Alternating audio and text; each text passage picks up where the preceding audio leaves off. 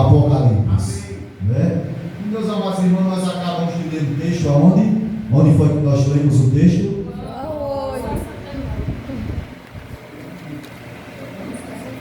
Onde foi? Nós lemos o texto. Evangelho segundo escreveu o evangelista São João, capítulo de número 8. Eu pergunto, como era o nome dessa mulher, os irmãos sabem? Descobriram? Está escrito ali o nome dela? Não. Como é que diz? A mulher o quê? A mulher o quê? Porque, olha, tem crente que não vem para a escola bíblica. Tem crente que não vem para a escola bíblica. Aí o católico não lê a Bíblia. Aí diz, olha aquela mulher Maria Madalena que trouxeram ela e queriam apedrejar. Ó. Agora o que é isso? Não vem para a escola bíblica e não vem para o culto de ensinamento. Maria Madalena, ela era uma mulher que era cheia de demônio, 7 demônios. Jesus libertou aquela mulher e ela se tornou uma mulher livre para adorar Jesus. Amém, meus irmãos? E essa mulher, irmão, ela não tinha, a Bíblia não fala o nome dela. Mas essa mulher, ela foi arrastada pelos líderes religiosos. E acontece, muitas vezes, pessoas que até têm conhecimento da palavra e quer arrastar os outros, né? E quer arrastar os outros e condenar os outros. Esses líderes religiosos, eles elaboraram um esquema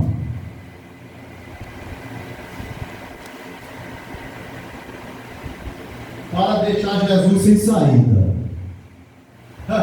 Eles queriam pegar Jesus e Jesus ele não sabia que Jesus não era só o mestre, Jesus é Deus. Aleluia. Eles achavam que Jesus era só o mestre, né? Um ensinador da palavra. E eles queriam deixar Jesus sem saída e com problemas com a lei judaica e romana. Aí eles trouxeram essa mulher e disse, agora eu quero ver ele sair agora.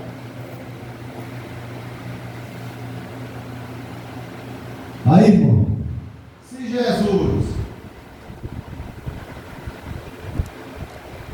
se condenasse que ela deveria ser apedrejada, ele colocaria em risco o seu próprio estilo de vida e seu ensino sobre a graça e o perdão.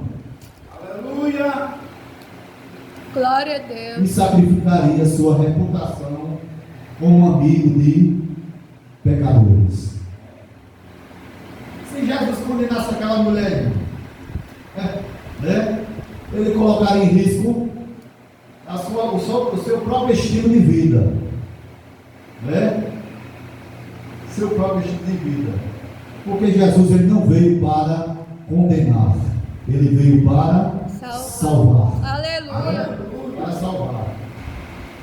Se ele dissesse que ela não deveria ser apedrejada, eles poderiam acusá-lo de ignorar a exigência de quê? Da lei de Moisés. Se Jesus dissesse que ela não deveria ser apedrejada, eles poderiam acusá-lo de ignorar as exigências da lei de Moisés. Glória a Deus. Olha, irmão, aquela mulher que cometeu adultério, ela foi usada pelos líderes religiosos como instrumento para os seus propósitos. Muitas vezes o ser humano não é diferente. Muitas vezes a pessoa usa outra pessoa com fins, com propósitos, né, de escribas e fariseus. Nós sabemos que quando Davi pecou, irmãos acham que Davi, está pensando que Davi confessou depois do pecado dele? Não, ele passou muito, segundo os comentaristas, ele passou, vamos supor, um ano, 2 anos. Normalmente, a pessoa em pecado, ele não quer confessar, né, imediatamente. Né? E outra coisa, quando o profeta Natan veio até Davi, que era rei, ele não podia chegar de qualquer maneira, ele contou aquela história. Davi, ele queria sair, né? Iria tirar o nome da história, o povo fora, e colocar os outros na história. Aí o profeta, cheio de Deus, aí disse: você é esse homem. Aí foi que ele reconheceu o seu pecado e foi perdoado por Deus, né? Meus amados irmãos, a Bíblia diz que Jesus estava ensinando. Qual era a posição de Jesus que ele estava ensinando? Ele estava o quê? Sentado. Olha, irmão, Jesus ensinando, você está pensando que era só para uma pessoa? Era multidão. Onde Jesus chegava, era multidão. Porque além de Jesus ensinar, o que acontecia? Milagres. Aleluia. Sinais, né? E maravilhas. E foi nessa hora quando Jesus estava sentado no pátio do templo, ensinando. Aí arrastaram aquela mulher. Agora veja a cena daqueles homens. E hoje é diferente. Temos muito cuidado nesse caso. Temos muito cuidado, porque nós não somos diferentes, irmão. Nós não somos diferentes. E a mulher foi arrastada até Jesus. Agora, Jesus, ele baixou a cabeça e começou a escrever com o dedo no papel. Foi no papel? Naquela época não tinha papel. Papiro? Não. Ele começou a escrever no celular, mandando mensagem? Não. Ele começou a escrever aonde? Com o dedo aonde? Na terra. Na terra, né? Estava, logicamente, tinha aquela poeira, né? E ele começou a escrever. Agora, meus amados irmãos, ninguém sabe, a Bíblia não diz o que Jesus escreveu, o que ele estava escrevendo. A Bíblia não diz. A Bíblia não diz o que ele escreveu.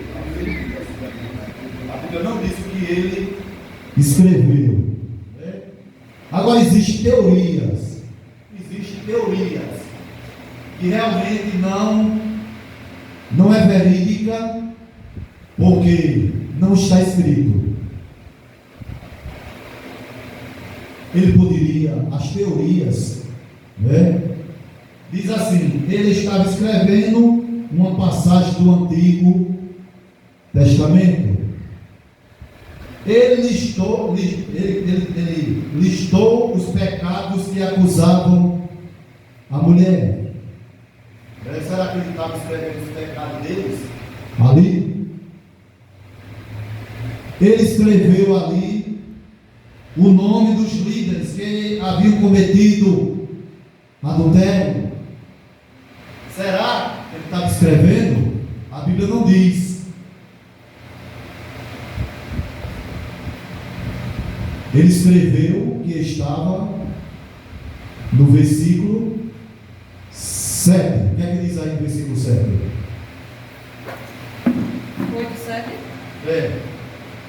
E como insistisse, perguntando, endireitou-se e disse: aquele que dentre vós está sem pecado, seja o primeiro que atire pedra contra ela. Aleluia.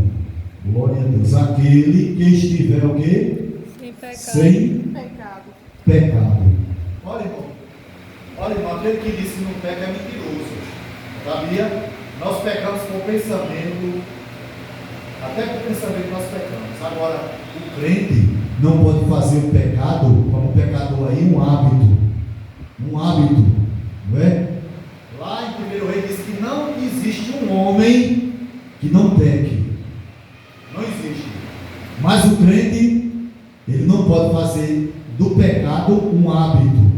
Pecando, triplicando, repecando, não existe isso. Não pode. Era o irmão presbítero Cabral, né? Ele falava muito, né?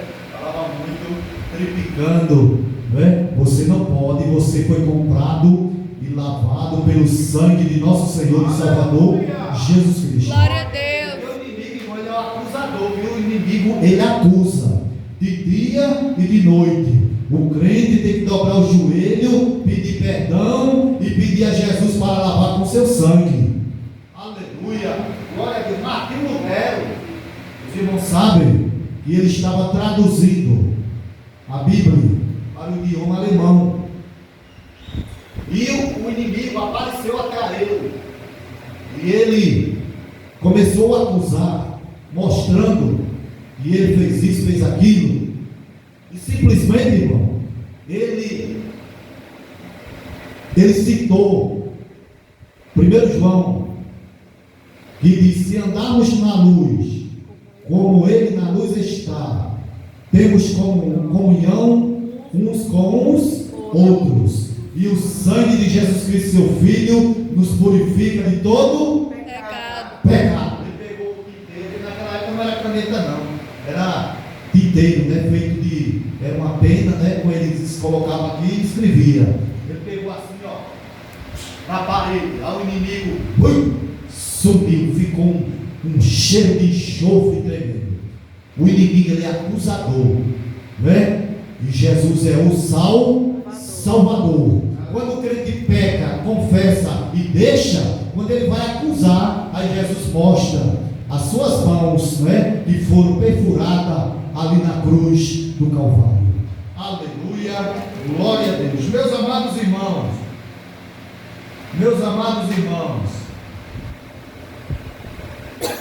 aí Jesus disse: e não tivesse pecado, que atirasse a primeira pedra contra aquela mulher. Aleluia. E um por um foram embora. Eles foram confrontados pela própria culpa. Olha, nós temos que ter muito cuidado, porque muitas vezes nós acusamos os outros e somos confrontados pelo farol. Aqui, ó, o farol aqui, ó, aqui o farol. Aí muitas vezes eles foram confrontados pela sua própria culpa. Eles foram confrontados pela sua própria culpa.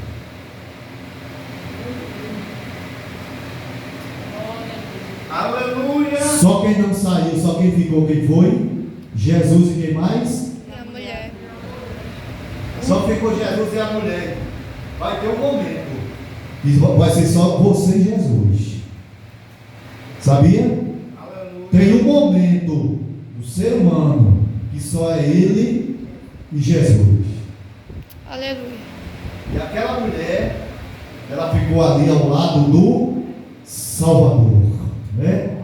Ao lado daquele que livrou ela da morte, né? Livrou ela da morte. Olha, irmão, não existe registro que ela tenha confessado seu pecado. A Bíblia não diz que ela confessou o pecado. A Bíblia não diz que ela confessou o pecado. A Bíblia não diz.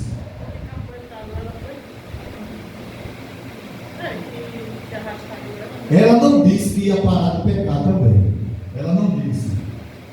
Ela não disse que ia parar de pecar e não confessou. A Bíblia não diz que ela confessou o pecado. Contudo, Jesus disse que não a condenava, o que significa que ela havia sido perdoada. Jesus disse: eu não te condeno, não é? Acho que é o 8:11. 8:11, vamos ver aí. 8:11. Quer que diz aí? E ela disse: ninguém, Senhor. E disse-lhe Jesus: nem eu também te condeno. Vai-te e não peques mais. Amém. Glória a Olha, Deus. isso não a tornou inocente, viu?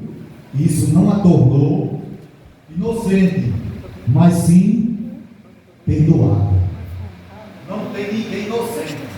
Quando o crente peca, o farolzinho aqui, ó, já acende. Já acende.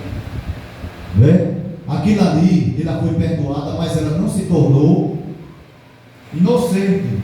Ela não se tornou inocente.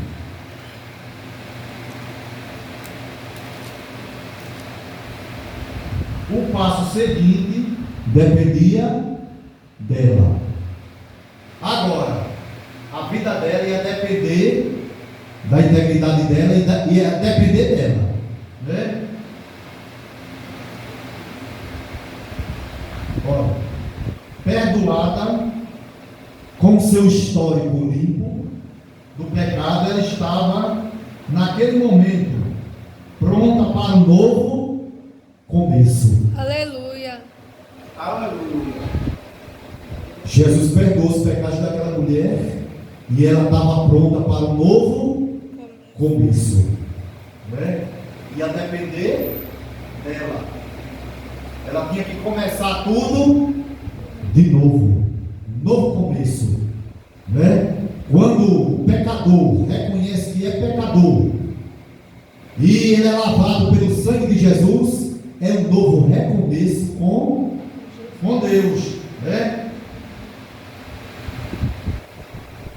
Agora, Jesus disse assim: agora vá e abandone a sua vida de pecado. Amém? Jesus exortou para que ela abandonasse a sua vida de pecado. E aquela mulher teve um encontro com a graça.